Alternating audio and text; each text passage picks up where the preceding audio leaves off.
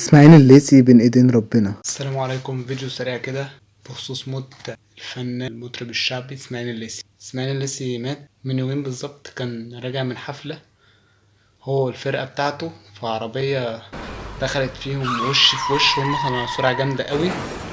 3 من فرقته ماتوا والباقي اتصاب، منهم هو جاله كسر في الجمجمة ونزيف داخلي، قعد يومين بالظبط في المستشفى وبعدها على طول توفى. طبعا